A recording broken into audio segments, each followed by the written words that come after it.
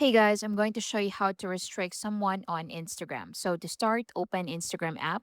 Next, you can search for the person you want to restrict. So open their profile. Next, at the top right, select the three dots. Now from the option, select restrict, and that's it.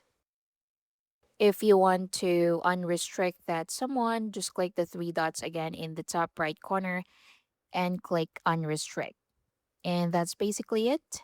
You can also restrict someone by going to your profile, then click the three lines in the top right corner. Now, from here, scroll down and go to how others can interact with you and select restricted.